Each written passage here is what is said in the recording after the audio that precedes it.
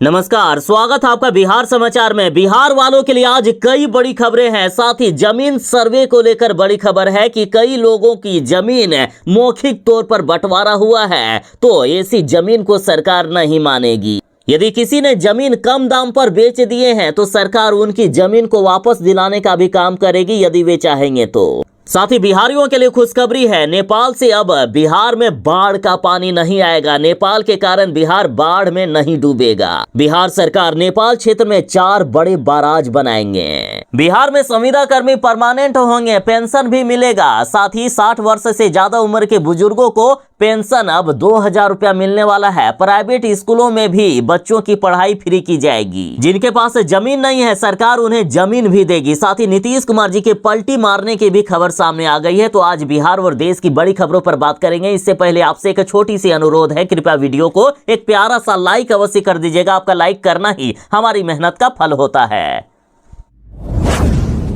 पूरे बिहार में जमीन का सर्वे हो रहा है, तो बिहार से बाहर जो लोग रहते हैं वे लोग काफी टेंशन ले रहे हैं। तो आपके लिए एक आसान सा रास्ता बता रहा हूं। देखिए, बिहार में राजस्व एवं भूमि सुधार विभाग की ओर से जमीनों का सर्वे कराया जा रहा है। बिहार सरकार की ओर से ये काम युद्ध स्तर पर किया जा रहा है। स्वतंत्रता प्राप्ति के बाद ये सबसे बड़ा सर्वे है। ऐसे में सबसे ज्यादा परेशान वे लोग हैं जो बिहार से बाहर रहते हैं। बता दें कि बिहार के 45,000 गांवों में सर्वे का काम किया जाना है और 2025 तक सर्वे का काम पूरा करने का भी लक्ष्य है। 45 दिनों के भीतर जमीन मालिकों को कागजात देने होंगे। बिहार विशेष सर्वेक्षण बंदोबस्त नियमावली 2012 के तहत ये सर्वे हो रहा है। तो आखिर कौन कौन से डॉक्यूमेंट लगेंगे? तो देखिए, जमीन का रकबा, जोहदी, खेसरा की जानकारी स्व घोषणा पत्र में देना होगा। इसके अलावा जमाबंदी यानी मालगुजारी रसीद की फोटोकॉपी, खतियान का नकल आदि उपलब्ध कराना होगा। भूस्वामी की मृत्यु होने की स्थिति में भी आपको कागजात दुरुस्त करने होंगे। अगर पूर्वज जिनके नाम पर जमीन हो उसकी मृत्यु हो चुकी है तो सबसे पहले आपको जमीन का मालिकाना हक ट्रांसफर करना होगा। इसके लिए आपको मृतक के वारिस होने का प्रमाण पत्र के रूप में आधार कार्ड के साथ साथ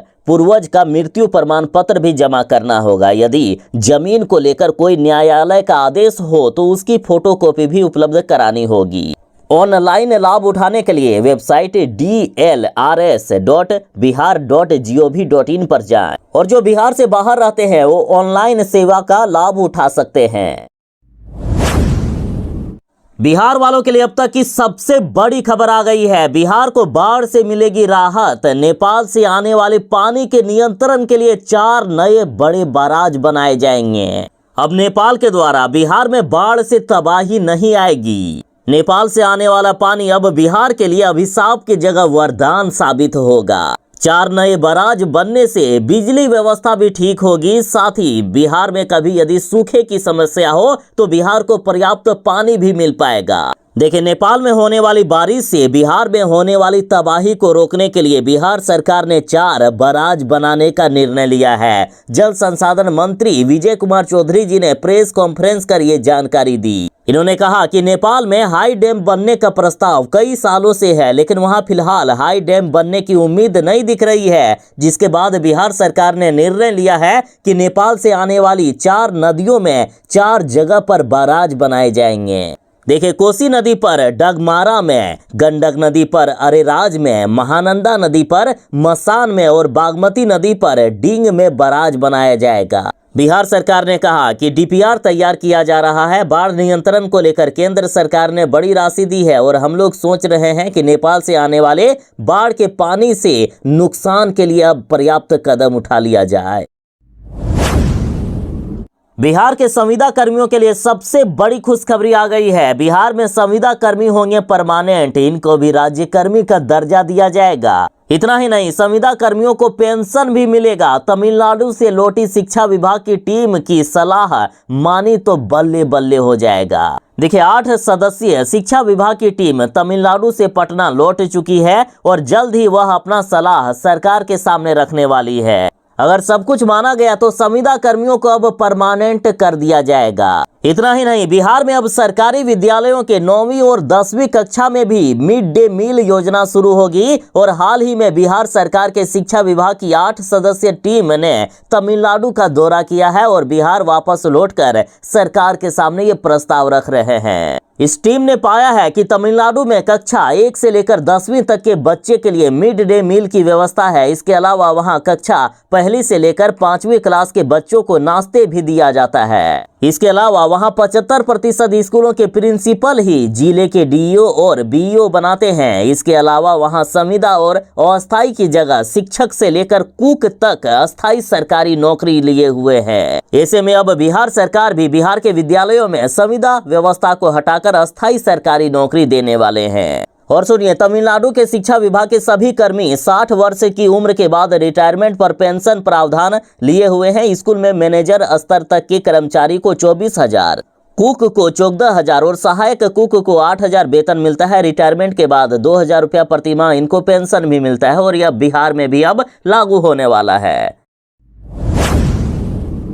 मुख्यमंत्री नीतीश कुमार जी ने कहा है कि बिहार में अब कोई भी नहीं रहेगा बेघर, सभी भूमिहीनों को सरकार जमीन का पर्चा देगी। कई जिलों में गरीबों को जमीन का पर्चा दे दिया गया है। और अब ताजा खबर बक्सर से है। बक्सर में 300 भूमिहीन परिवारों के बीच बांटे गए जमीन के पर्चे। अब ये कह रहे हैं कि अब हमारे पास भी जमीन है, नीतीश सरकार ने हमारी जिंदगी बदल दी। देखिए, बक्सर में 300 भूमिहीन परिवारों के बीच जमीन का पर्चा का वितरण किया गया। कलेक्ट्रेट में आयोजित समारोह में डीएम अंशुल अग्रवाल के हाथों जमीन का पर्चा मिलते ही इन लोगों के चेहरे खुशी से खिल उठे। देखिए, बक्सर प्रखंड के 6 अलग अलग प्रखंडों के 50-50 भूमिहीन परिवारों के बीच जिलाधिकारी अंशुल अग्रवाल ने जमीन का पर्चा का वितरण किया है। और यदि आप भी बिहार में रहते हैं, आपके पास भी जमीन नहीं है, तो सरकार आपको भी जमीन देने का काम करेगी। नीतीश सरकार ने घोषणा कर दी है कि बिहार में अब कोई भी भूमिहीन नहीं रहेगा, सभी को जमीन मिलेगा।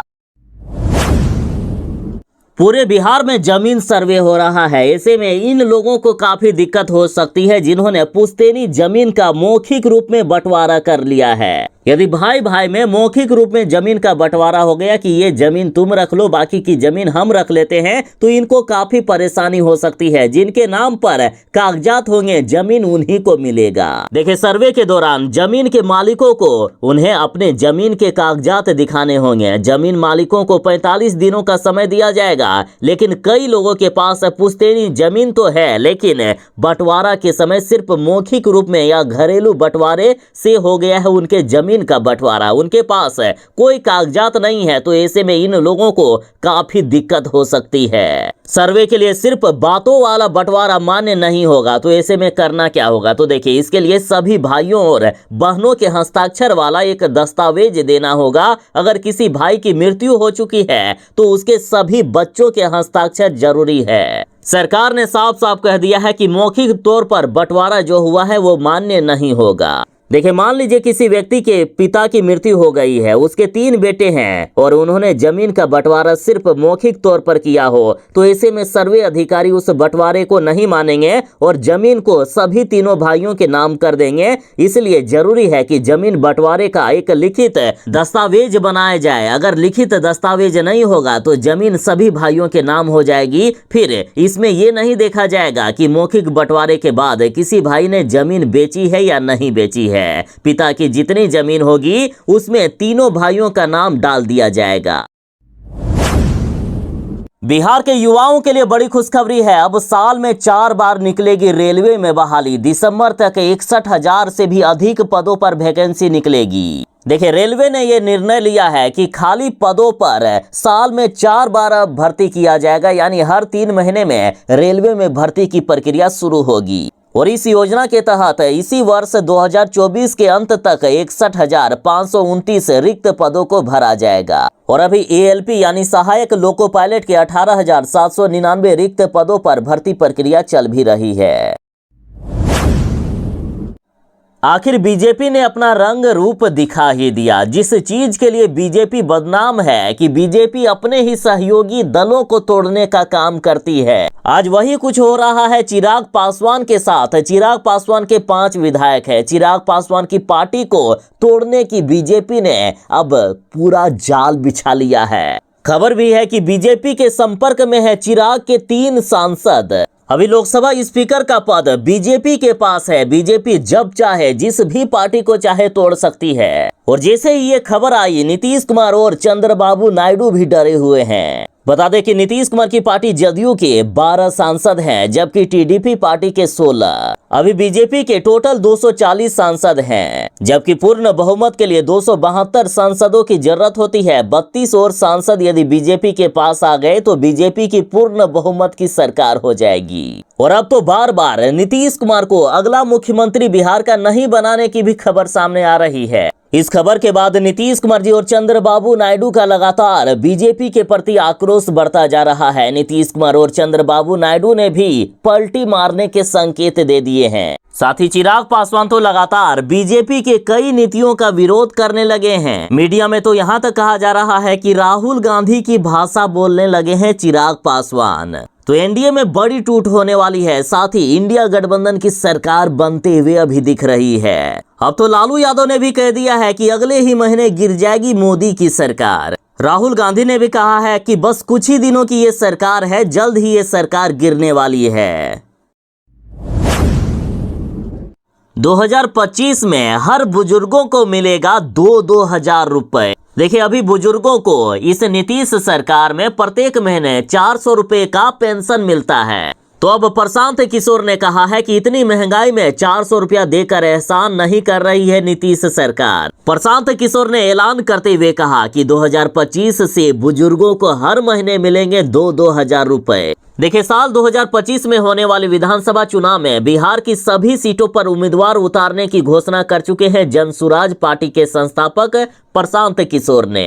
इन्होंने कहा कि 60 साल से ज्यादा उम्र के बुजुर्गों को एक तरफ जहां 2,000 रुपए प्रत्येक महीने पेंशन मिलेगा, साथ ही 15 साल से कम उम्र के बच्चों की पूरी पढ़ाई का खर्चा सरकार उठाएगी, जिसमें से उनकी किताबें से लेकर स्कूल ड्रेस सब कुछ बिहार सरकार के बच्चों के लिए मुफ्त कर देगी। इसके साथ ही ये व्यवस्था केवल सरकारी स्कूलों में ही नहीं बल्कि प्राइवेट स्कूलों में भी लागू होगी। सुनिए, प्राइवेट स्कूल में भी 15 वर्ष तक के बच्चों की पढ़ाई का सारा खर्चा सरकार देने वाली है। इन्होंने कहा कि इस तरह की व्यवस्था पूरे देश में किसी भी राज्य में नहीं हुई है, लेकिन हम बिहार में करेंगे। साथ ही प्रशांत किशोर ने कहा कि यदि हम चुनाव जीत गए तो पूरे बिहार से महंगाई खत्म कर देंगे, पलायन खत्म हो जाएगा। दूसरे राज्यों के लोग बिहार नौकरी और रोजगार की तलाश में आएंगे।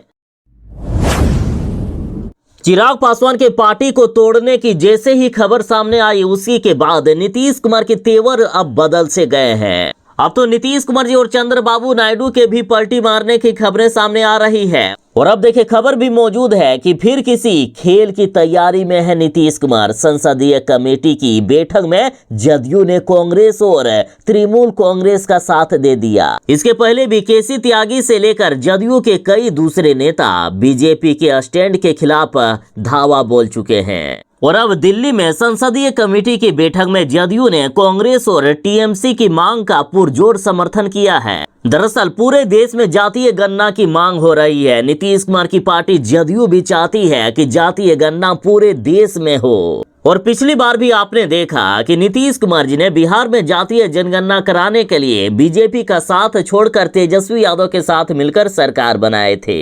और इधर तेजस्वी यादव ने नीतीश कुमार जी को बुलावा भेज दिया है कि नीतीश कुमार जी आप हमारे साथ आ जाइए। साथ ही जाति आधारित गणना पूरे देश में हो, इसके लिए आर पार के मूड में है तेजस्वी यादव। 1 सितंबर को पूरे बिहार में धरना प्रदर्शन हो रहा है। और बीजेपी ना ही बिहार को विशेष राज्य का दर्जा दे रही है और ना ही नीतीश कुमार जी की मांगों को माना जा रहा है। ऐसे में कई बार खबरें आ चुकी है कि नीतीश कुमार जी पलटी मार सकते हैं। और जिस तरह से अब नीतीश कुमार और तेजस्वी यादव की नजदीकियां बढ़ रही है, तो इससे अब बीजेपी भी हक्का बक्का हो गए हैं कि आखिर नीतीश कुमार जी कहीं पलटी ना मार दे। ऐसे में यदि नीतीश कुमार जी की मांगों को नहीं माना गया तो नीतीश कुमार जी निश्चित ही पलटी मारकर तेजस्वी यादव के साथ आ सकते हैं। अब ये लीजिए, फिर से बिहार में बड़ा कांड हो गया। बिहार में यूपी की 2 लड़कियों के साथ एक स्कूल में गैंगरेप हुआ। 6 लोगों ने बनाया हवस का शिकार। देखिए, बिहार के बक्सर में ऑर्केस्ट्रा डांसर के साथ पूरी रात स्कूल में हैवानियत हुई है। 6 आरोपियों ने 2 महिला डांसर के साथ सामूहिक दुष्कर्म किया। अगले दिन पुलिस ने केस दर्ज कर त्वरित कार्रवाई की है। दोनों लड़कियां यूपी की रहने वाली है और वह बक्सर में ऑर्केस्ट्रा में रहकर अपना जीविकोपार्जन करती थी। ये वारदात 28 अगस्त की रात को हुआ है और बक्सर पुलिस ने 29 अगस्त को मामला दर्ज किया। इस मामले में अभी 4 की गिरफ्तारी हो चुकी है, जबकि 2 की तलाश जारी है।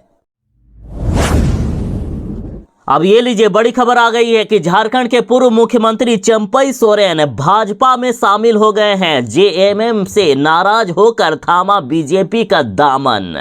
आखिरकार चंपई सोरेन ने आज बीजेपी का दामन थाम लिया। जेएमएम से इस्तीफे के बाद झारखंड के पूर्व मुख्यमंत्री बीजेपी में शामिल हो गए। शिवराज सिंह चौहान और हिमंता बिस्वा शर्मा ने उन्हें बीजेपी की सदस्यता दिलाई।